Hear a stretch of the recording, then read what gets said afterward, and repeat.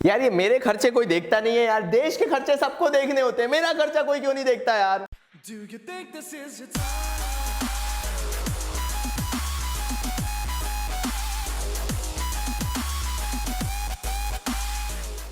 तो आज हमारा जो डिस्कशन है ना वो है भारत के खर्चों के बारे में, कि जब भारत एज अ नेशन खर्चे करने निकलता है तो भारत खर्चा कैसे करता है। देखो तुम लोग जो परेशानी फेस कर रहे हो वो मैं समझ सकता हूं कि नेशनल इनकम एक इतना कॉम्प्लिकेटेड चैप्टर बन जाता है कि हमें समझ में नहीं आता कि नेशनल इनकम को अप्रोच कैसे करें, स्पेशली जब बात आके एक्सपेंडिचर मेथड पे रुक जाती है। हमने भी काफी टाइम डिवोट किया, सोचा कि तुम्हारे लिए, तुम लोगों के लिए नेशनल इनकम जैसे चैप्टर को इजी कैसे बनाए। तभी तो बोला था कि धरती के ऊपर तो धरती के नीचे। अब क्या नया करने वाले हैं इस बार, तो आराम से सुनो। एक्सपेंडिचर मेथड को हम करेंगे ब्रेक ऑफ। ब्रेक ऑफ यानी छोटे छोटे पार्ट्स में समझना चालू करेंगे। अब मेरे साथ जल्दी से गाथा गाओ, एक्सपेंडिचर के प्रकार 4। फिर से बोलूंगा, एक्सपेंडिचर के प्रकार 4। तो यही गाथा के साथ चलो शुरू करते हैं एक्सपेंडिचर मेथड को और कैसे इंटरेस्टिंग बनाएं। पहले तो देखो, तुम हो गए घर में, भले बहुत परिवार में लोग होंगे, लेकिन तुम ये जानते हो तुमसे ज्यादा खर्चीला इंसान कोई नहीं है, और इमोशनल ब्लैकमेल करके खर्च करवाने तुम लोग मेरे ही प्रकार के हो।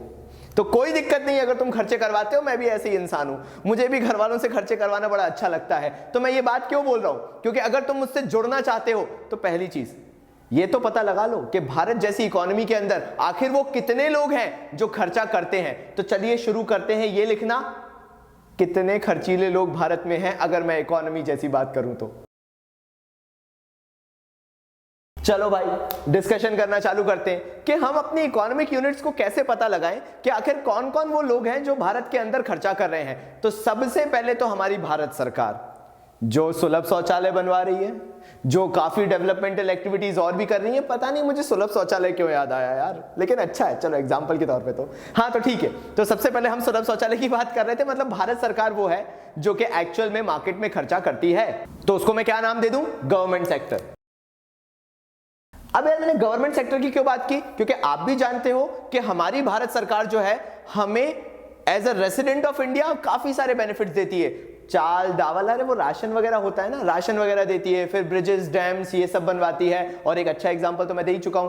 तो गवर्नमेंट भी है जो खर्चा कर रही है सबसे पहले किसके अंदर, इंडियन इकोनॉमी के अंदर। उसके बाद आप हैं, मैं हूं, हम लोग किसके अंदर काउंट होते हैं, दी हाउस होल्ड सेक्टर। तो वो भी कौन है, इकोनॉमिक यूनिट है। Why we are economic unit, because we are the one, हम वो लोग हैं जो मार्केट में जाके पैसा खर्च कर रहे हैं। तो चलिए वो भी लिख लेते हैं। तीसरे कौन, भारत सरकार खर्च कर रही है, हम खर्च कर रहे हैं। तो एक और हमारे इकोनॉमी के अंदर यूनिट है, यानी एक सेक्टर ऐसा है जो कि खर्च कर रहा है, और वो है प्रोड्यूसिंग सेक्टर, मतलब हमारे प्रोड्यूसर्स हो गए। वो सारी प्राइवेट कंपनीज जो इंडिया में गुड्स और सर्विसेज बेचकर प्रॉफिट कमा रही हैं, वो भी तो रॉ मटेरियल खरीदती हैं, वो भी तो काफी सारी चीजें खरीदती हैं, प्रोडक्शन यूनिट्स खरीदती हैं, कैपिटल फॉर्म करती हैं, बड़ी बड़ी मशीन्स मतलब कितनी सारी चीजें खरीदती हैं। क्यों, ताकि वो आउटपुट प्रोड्यूस करें और मार्केट में सेल करें। तो they are also economic unit. Why they are economic unit, because they are purchasing things, वो चीजों को खरीद रहे हैं और मार्केट में चीजों को बेच रहे हैं। That is why they are economic unit. तो लिख लेते हैं उनको भी। और इसके बाद अगर ये 3 ले लिए तो भारत के अंदर तो कोई बचा नहीं। भारत सरकार है, प्राइवेट कंपनीज हैं और हाउस होल्ड सेक्टर्स हैं। मैं इनके अंदर सारी चीजों को इलैबोरेट कर दूंगा। तो अगर आपको ऐसा लग रहा है कि कोई और चीज आपको याद आ रही है तो प्लीज मुझे बताना कमेंट्स में नीचे, और मैं आपकी वो डाउट वहीं की वहीं सॉल्व कर दूंगा। लेकिन इनके अलावा कोई और नहीं होता है। मतलब अगर आप किसी को वाइल्डेस्ट इमेजिनेशन में भी इमेजिन कर लोगे तो मैं इन 3 के अंदर, या जो चौथा वाला बताने वाला हूं उसके अंदर कहीं ना कहीं एडजस्ट करके बता दूंगा कि वो पर्टिकुलर सेक्टर जिसकी आप बात करना चाह रहे हो वो इन्हीं के अंदर फॉल होता है। ठीक है, ये चौथा सेक्टर कौन सा है। देखो यार, हमारे भारत में होता है प्रोड्यूस आउटपुट। आराम से सुनना, मैं जल्दबाजी नहीं कर रहा, आराम से सुनो। हमारे भारत में हुआ आउटपुट प्रोड्यूस। अब वो आउटपुट पे करने वाले, खर्च करने वाले लोग कौन कौन है, गवर्नमेंट है, हाउस होल्ड सेक्टर है, या प्रोड्यूसर्स खुद हैं। अब प्रोड्यूसर क्यों खर्च करेगा, यार एक कंपनी रॉ मटेरियल बनाती है, जैसे मद्रास रबर फैक्ट्री, अगर वो टायर्स बनाती है तो मे बी हो सकता है जो रबर है जिससे वो टायर्स मैन्युफैक्चर करती है, मे बी किसी और से ले रही हो, तो वो रॉ मटेरियल किसी प्रोड्यूसिंग यूनिट से ले रही है, वो भी खर्चा कर रही है, because they have to buy raw materials as companies. तो इस केस में हम प्रोड्यूसिंग सेक्टर्स या प्रोड्यूसर सेक्टर को भी एक्सपेंडिचर मेथड के अंदर काउंट करते हैं और ये बताते हैं कि सारे सेक्टर्स कहीं ना कहीं आउटपुट खरीदते हैं, कहीं ना कहीं उस पर खर्चा करते हैं। Expenditure means expenditure on gross domestic product at market price, GDP, जो इंडिया में आउटपुट जनरेट हो रहा है उस पे खर्च करने वाले लोग, एक हो गए भारत सरकार, एक हो गया हाउस होल्ड सेक्टर और एक हो गया हमारा प्रोड्यूसिंग सेक्टर या प्रोड्यूसर्स सेक्टर। चौथा जो है हमारे भारत की इकोनॉमी से और चौथा सेक्टर कौन है जो लेता है, वो है रेस्ट ऑफ द वर्ल्ड। ये जो फिरंगी है ना, इन्हें मसाले बड़े पसंद आते हैं। हम we are the like biggest importers of masalas and everything, as well as we are the kind of biggest importers of the milk products, then the agricultural products. हमारा भारत सब्जी भाजी बेच बेच के बहुत पैसे कमा रहा है, so not a bad thing but kind of a funny thing, so it's good. तो ये चार ऐसे सेक्टर्स हैं जो कि एक्चुअल में मार्केट में वर्कआउट कर रहे हैं या मार्केट में आउटपुट खरीदते हैं, मार्केट में खर्चा करते हैं, द एक्सपेंडिचर ऑन जीडीपी। तो मैंने ट्रिक में आपको एक चीज सिखा दी कि अगर मैं आपको एक्सपेंडिचर मेथड बताने वाला हूं तो जल्दी से एक चीज नोट कर लो कि मैं आपसे बात कर रहा हूं जो एक्सपेंडिचर हम gross domestic product at market price पे करते हैं, मतलब जो मार्केट में आउटपुट अवेलेबल है, आराम से मार्केट में जो आउटपुट अवेलेबल है, मार्केट में चिप्स का पैकेट खरीदने जाते हो, चौड़ा वेड़ा खरीदने जाते हो कि नहीं खरीदने जाते हो? घर वाले सब्जी, मतलब कभी भी मम्मी को सब्जी लेते देखा हो तो घर वाले सब्जी खरीदने जाते, धनिया ऊपर से रखवाते हैं कि नहीं? वो सारी चीजें क्या है? वो सारी चीजें खर्चे हैं जो मार्केट में जाके किए जा रहे हैं, and that is the output I am talking about, GDP at MP, gross domestic product at market price. उस पे खर्च जो भी होता है दैट इज एक्सपेंडिचर, और आज हम वो पढ़ने वाले हैं। तो देखो मैं ज्यादा बोर नहीं करूंगा, जल्दी से रिवाइज करवाता हूं। वो कौन से चार सेक्टर्स हैं जो मार्केट में खर्चा करते हैं, मार्केट में एक्सपेंसेस करते हैं? पहला दी गवर्नमेंट, हमारी भारत सरकार खुद ही खर्चा करती है। दूसरी the house hold sector, house hold sector भी खर्चा करता है, जाके क्रीम बॉटल वगैरह सब लेते हैं, सभी लेता है यार। उसके बाद तीसरा कौन सा आ जाता है? The producing sector. Producing sector या तो प्रोड्यूसर सेक्टर्स, उनको खर्चा क्यों करना पड़ता है? क्योंकि वो मार्केट में जाके रॉ मटेरियल परचेज करते हैं ताकि गुड्स एंड सर्विसेज बना सकें। Lastly rest of the world है, वो हमारे मार्केट से गुड्स खरीदते हैं और यहां से बाहर ले जाते हैं, फिरंगी देशों में लेके जाते हैं। चलो ये हो गया, हमने इकोनॉमिक एक्टिविटी सीख ली। अब हमें एक्सपेंडिचर के फॉर्म से सीखना जरूरी है, तो चलिए उसको समझना चालू करते हैं। देखो यार भाई लोग, तुम लोगों से मुझे हर जगह से प्यार मिला है, भारत के हर कोने से मुझे मैसेजेस आ रहे हैं, कमेंट्स आ रहे हैं। तो जब मैं तुम लोगों को एक्सपेंडिचर मेथड पढ़ाऊंगा ना, तो तुम्हें इससे कोई फर्क नहीं पड़ेगा कि तुम कौन सी बुक यूज कर रहे हो, क्योंकि मैं इस लेवल पे जाके पढ़ाने वाला हूं। और मैं ये भी नहीं कह रहा कि मेरे साथ याद करो, मैं लिटरली कुछ भी याद नहीं करवा रहा, मैं ऐसा समझा दूंगा कि किसी भी बुक से पढ़ा होगा तुम्हारे दिमाग में होगा, क्योंकि मैं यहां पर वो डिटेलिंग देने वाला हूं जो हम पढ़ने वाले हैं। यहां पे एक्सपेंडिचर मेथड अगर मैं स्पेशली बोलूं तो दिमाग में भर जाएगा। कैसे? सुनो जरा ध्यान से। मैंने आपको बताया चार ऐसे इकोनॉमिक सेक्टर्स हैं जो हमारे भारत में काम करते हैं। पहला इकोनॉमिक सेक्टर, जल्दी बताओ मैंने कौन सा बताया था इकोनॉमिक सेक्टर? पहला भारत सरकार, हमारी गवर्नमेंट। तो चलो डिस्कस करते हैं गवर्नमेंट सेक्टर को सबसे पहले। अब ये जो हमारी भारत सरकार है, ये दो तरीके के खर्चे कर सकती है। मैं यहां पर पहला खर्चा आपसे डिस्कस करने वाला। अब मैं दो खर्चे अगर बोल रहा हूं तो वो मैं दो खर्चे कौन से बोल रहा हूं? देखो यार, एक भारत सरकार करती है डेवलपमेंटल खर्चे। डेवलपमेंटल मतलब लैंड एंड बिल्डिंग एक्वायर कर लिया, कुछ बड़े से एसेट्स डेवलप कर दिए, कुछ हैवी मशीनरीज इंपोर्ट करवा ली, ये होते हैं डेवलपमेंटल खर्चे, जहां पे आप कुछ ना कुछ ऑन अ कैपिटल बेसिस, एक बड़े लेवल पे कैपिटल एक्सपेंडिचर कर रहे हो, जहां पे कोई ना कोई एसेट बिल्डअप हो रहा है या लायबिलिटी आपके ऊपर बिल्डअप हो रही है। यहां पर क्या होगा? यहां पे मैं आपसे कंजम्पशन एक्सपेंडिचर की बात कर रहा हूं, डेली रेगुलर एक्सपेंडिचर की बात कर रहा हूं कि ऐसे कौन से खर्चे हैं जो भारत सरकार डे टू डे करती है, जिसे हम भारत सरकार से रिलेट करके बता सके okay this is something that government spends on a daily basis. ये भारत सरकार के रेगुलर खर्चे हैं। भारत सरकार बिल्डिंग नहीं खरीद रही, भारत सरकार डैम नहीं बना रहा, भारत सरकार ब्रिजेस डेवलप नहीं कर रहा है, भारत सरकार सिर्फ एक चीज कर रहा है, वो रोजमर्रा के अपने खर्चे निकाल रहा है। तो ऐसे कौन से भारत सरकार के खर्चे हैं हम यहां पे डिस्कस करने वाले। अब मैं इन भारत सरकार के खर्चों को क्या नाम देने वाला हूं? Final consumption expenditure bye the government. आराम से सुनना, final consumption expenditure bye the government. तो चलो भारत सरकार के डेली खर्चे हम पता करना चालू करते हैं, कैसे भारत सरकार डेली खर्चे करती होगी। हाँ तो भाई, जो पहली चीज आप इसके अंदर लोगे, गवर्नमेंट फाइनल कंजम्पशन एक्सपेंडिचर बोल सकते हो, final consumption expenditure bye the government, of the government, जैसा भी आपकी बुक में दिया हो चलेगा।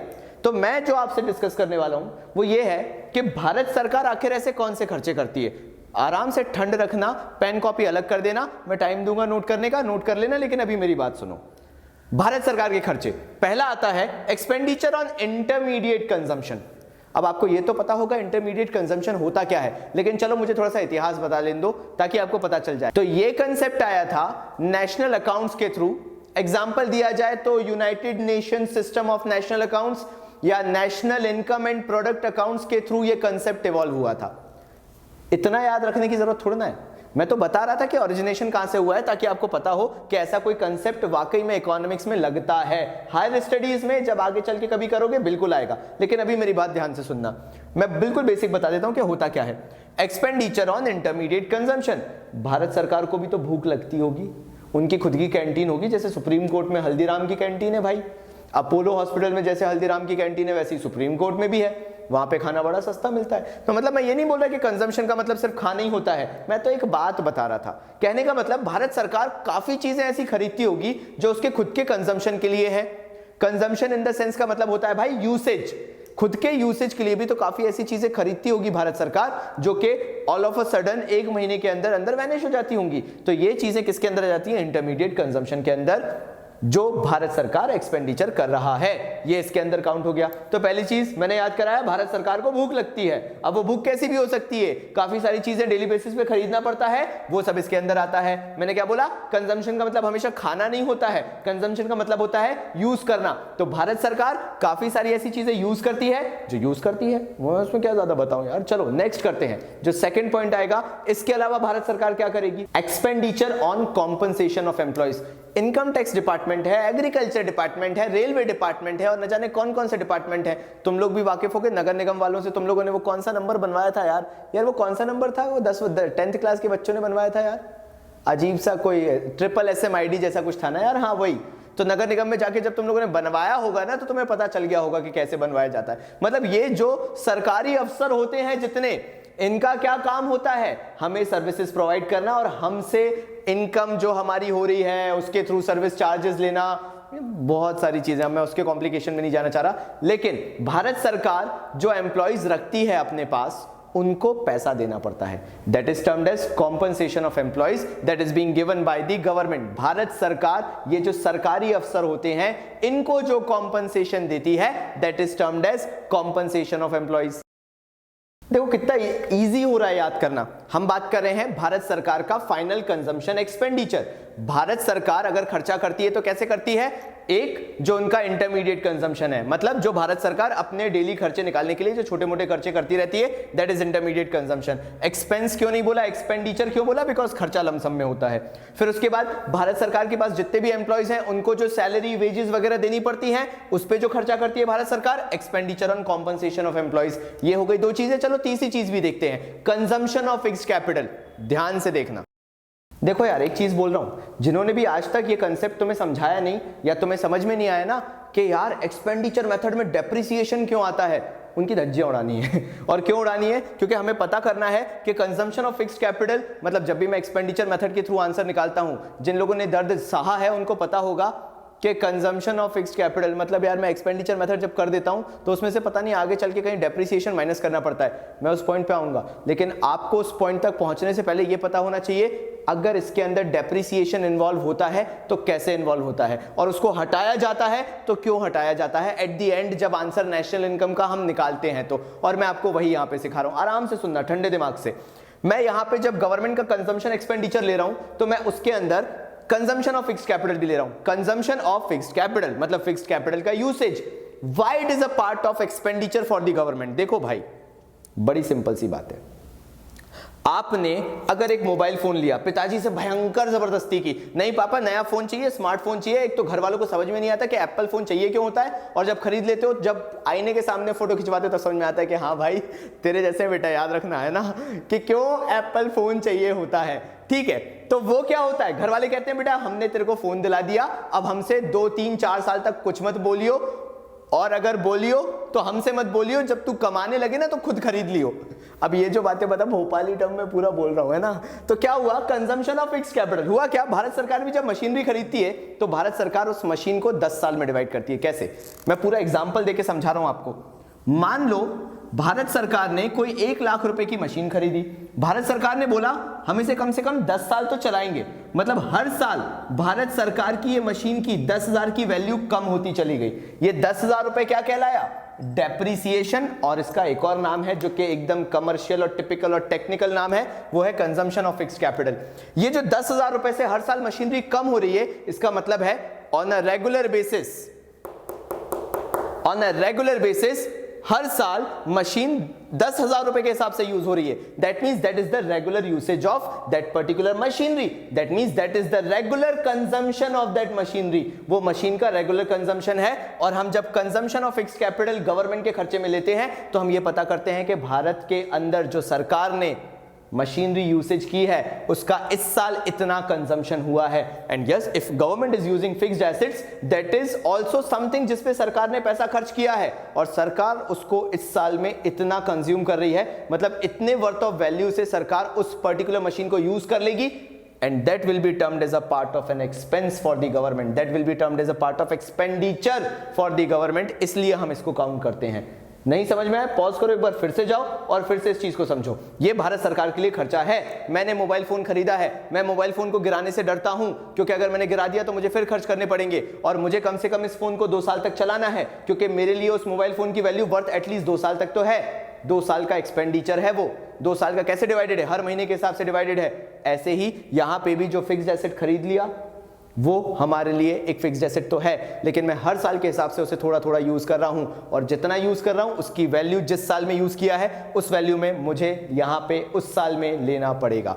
ले लिया, चलो आगे बढ़ते हैं। नेक्स्ट एक और आता है। ये तो हो गया हमारे इंडिया के अंदर का खर्चा। एक और खर्चा भारत सरकार का है और वो है expenditure on direct purchase of goods and services abroad. क्या हुआ यहां पे? जब भारत एक्सपेंडिचर करता है, मतलब हमारी भारत सरकार एक्सपेंडिचर करती है, भारत मींस भारत सरकार आई एम टॉकिंग अबाउट। तो जब भारत सरकार कोई भी गुड्स एंड सर्विसेज अब्रॉड से लेती है तो वो भी तो खर्चा है ना। ऑल्दो इंडिया के अंदर नहीं हुआ, लेकिन इंडिया के बाहर से जो हो रहा है वो भी आप इसके अंदर काउंट करोगे। Whatever you are buying from abroad, that will be a part of expenditure. किसके? भारत सरकार के। If they are buying anything, any amount of goods, any amount of services from abroad, that will be a part of expenditure of government. किस तरह का expenditure? Final consumption. Final consumption expenditure किस category के अंदर आता है? Regular expenditure के अंदर आता है, जो कि भारत सरकार ऑन अ डेली बेसिस करती है। नेक्स्ट एक लास्ट इसमें बचा है, अगर हमने कोई गुड्स एंड सर्विसेज अब्रॉड में प्रोवाइड कराई है, मतलब receipts from sale of goods and services abroad, उसको आप माइनस करोगे। लिख लेते हैं वो भी। ये नेगेटिव लेंगे जब भी नोट्स बना रहे हो अभी बैठ के, तो याद रखना ये नेगेटिव को यहां पे हाईलाइट कर दो। जो भी रिसीट्स होंगी गुड्स एंड सर्विसेज हमने जो अब्रॉड में भेजे हैं बेचने के लिए, वो हम माइनस कर देंगे। मैं स्पेसिफिकली बोल रहा हूं, यहां पे हाईलाइट कर लेना। मैं भारत सरकार की बात कर रहा हूं, मैं प्राइवेट सेक्टर को डिस्कस नहीं कर रहा। अगर भारत सरकार कुछ ऐसा बनाती है, जैसे भारत सरकार एक चीज बहुत बनाती है, तुम लोगों ने ट्रेन में सफर किया होगा, वो रेल नीर करके एक बॉटल आती है पानी की, अत्यंत घटिया, मतलब ऐसी के पी लो तो जहर है। वो चीजें क्या है? वो भारत सरकार की सर्विसेज है जो भारत सरकार देती है, तभी तो खराब है। ठीक है, कोई दिक्कत नहीं है। अगर भारत सरकार कुछ बेच रही है, उसके थ्रू जो रिसीट्स, जो पैसा आ रहा है, कहां बेच रही है? अब्रॉड में, उसको हमें माइनस करना होता है पूरे एक्सपेंडिचर से। तो चलो मैं पॉज दूंगा, इसके बाद मैं जो आपसे पूछना चाह रहा हूं वो मुझे आंसर दे दो।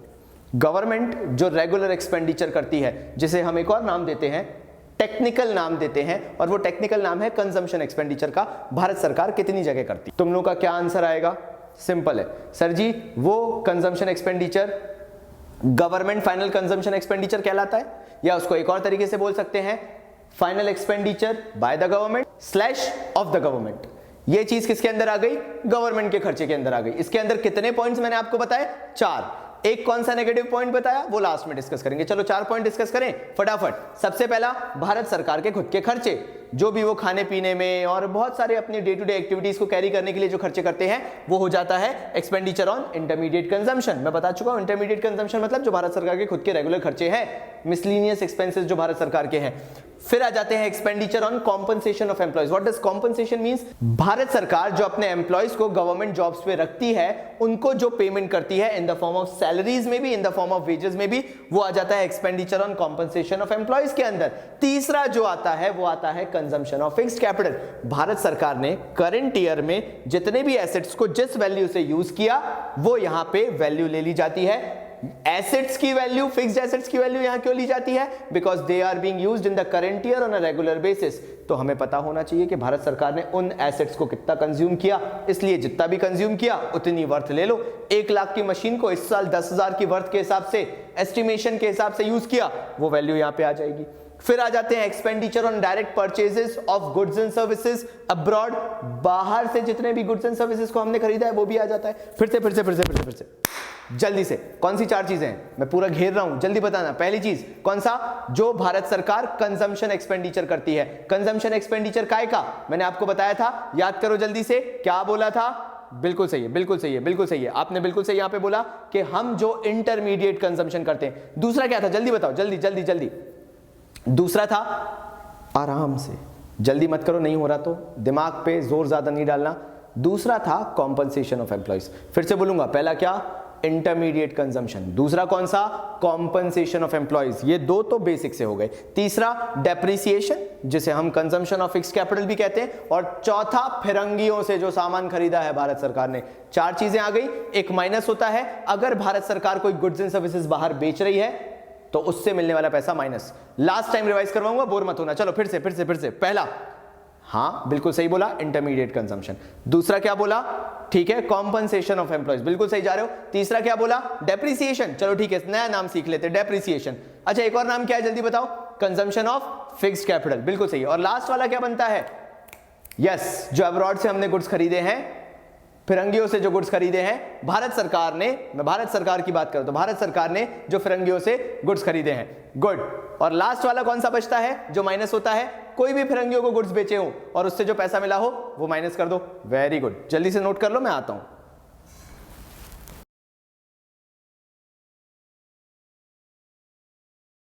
हाँ भाइयों, लिख लिया? तो चलो नेक्स्ट करते हैं। तो चलो डिस्कशन करना चालू करते हैं कि मैं अगर प्राइवेट फाइनल कंजम्पशन एक्सपेंडिचर की बात कर रहा हूं या ये दूसरे लोग कौन से आ गए।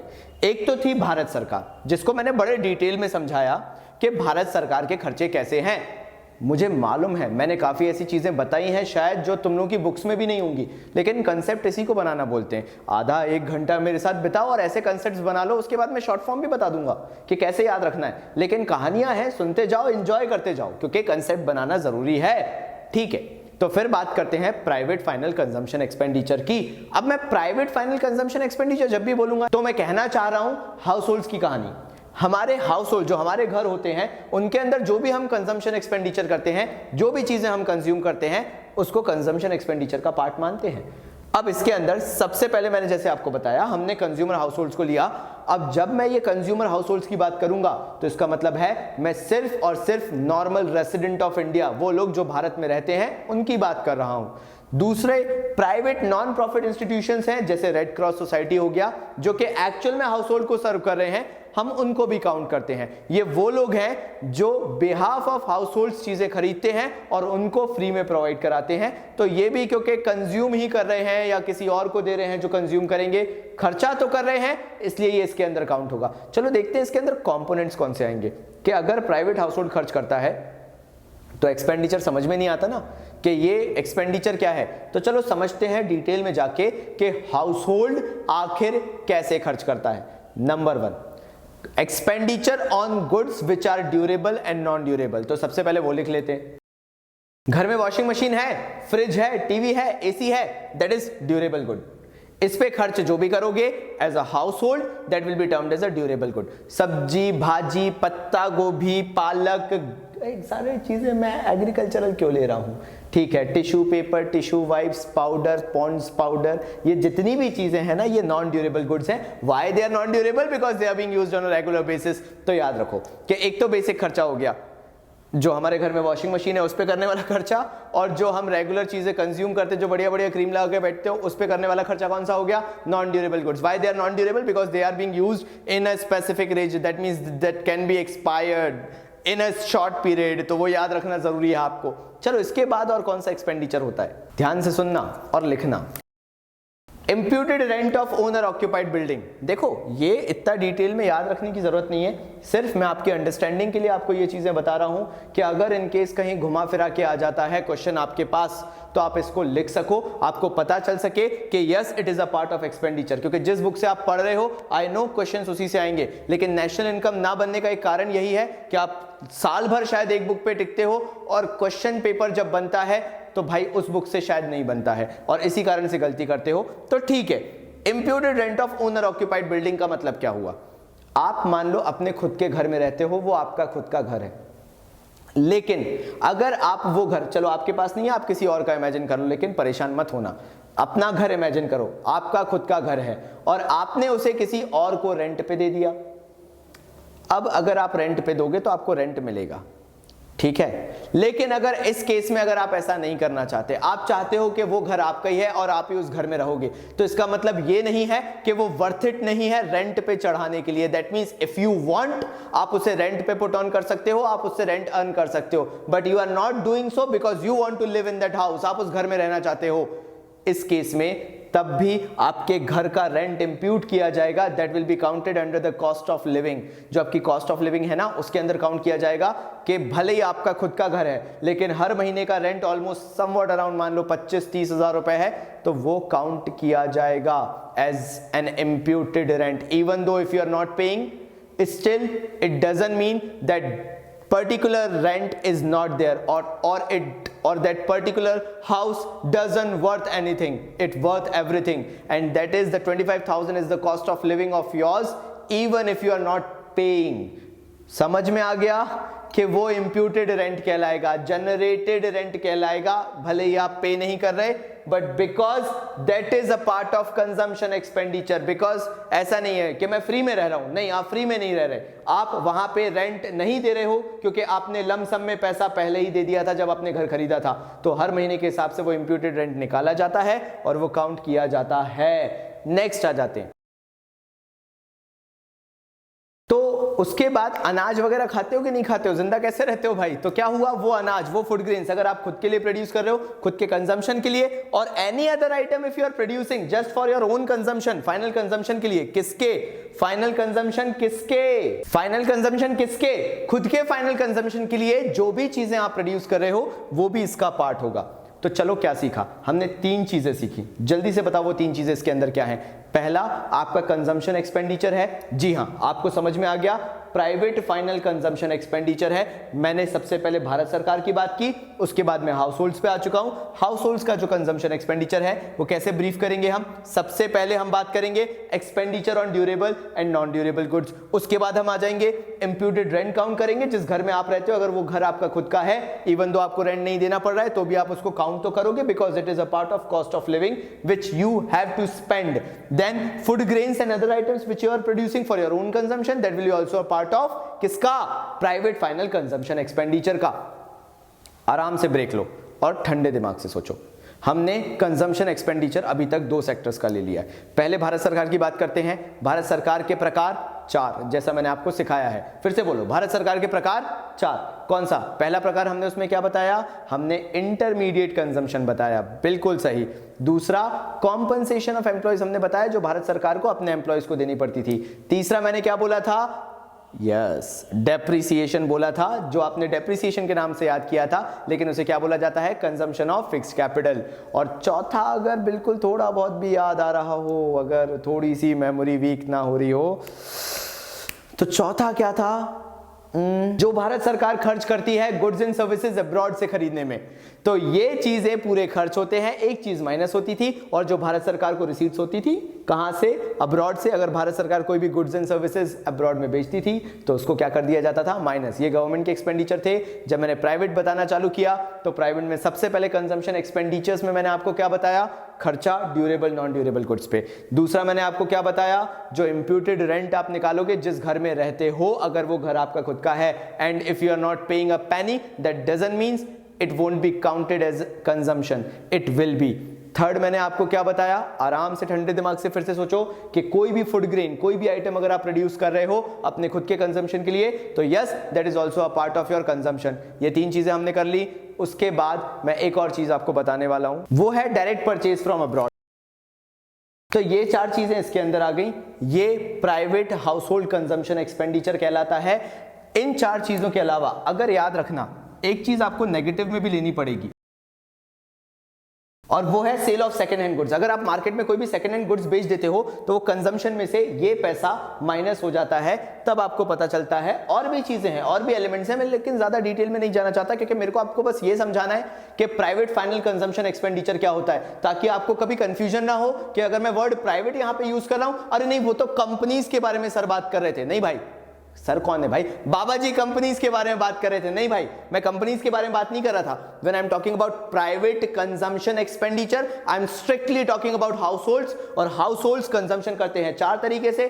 कितने प्रकार? 4। कितने प्रकार? 4 प्रकार से खर्चे करते हैं। फिर से बोलेंगे, ड्यूरेबल नॉन ड्यूरेबल गुड्स पे, इंप्यूटेड रेंट आपको दूसरा याद रखना है। तीसरा आपको क्या याद रखना है? वो खर्चा जो आप फूड ग्रेन्स पे करते हो या कंजम्पशन में कोई भी आप चीज प्रोड्यूस करके कंज्यूम कर लेते हो तो उसकी कॉस्टिंग, घर पे मम्मी खाना बनाती है, that can be included under the consumption. और लास्ट चीज जो आपको याद रखनी है वो ये है कि अगर आपने कोई चीज amazon.in की जगह amazon.com से मंगवा ली, अब्रॉड से मंगवाई ना भाई, किसी फिरंगी देश से, तो वहां पे भी जो चीज आपके पास आई that will be counted under consumption. चलो फिर से रिवाइज करते हैं, गवर्नमेंट के अंदर क्या क्या किया।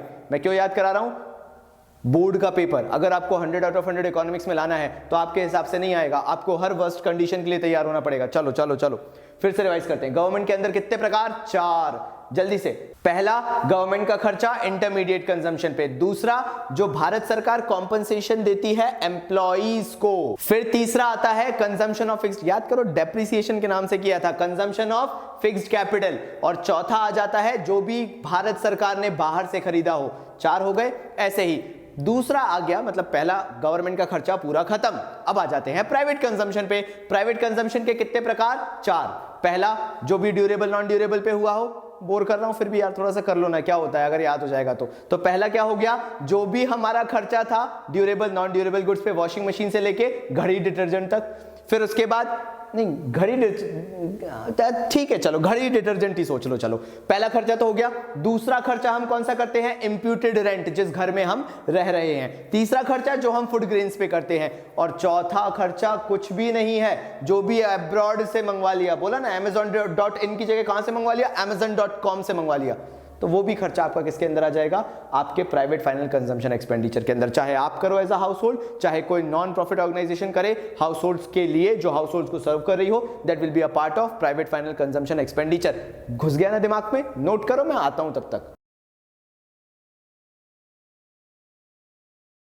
So if you like our videos, hit the like button, subscribe to our channel to get all the latest updates and what is trending in commercebaba.in। और हाँ, आखिर में अगर आपको सारे नोटिफिकेशंस चाहिए कॉमर्स बाबा से तो वो घंटा दबाना मत भूलिएगा। धन्यवाद।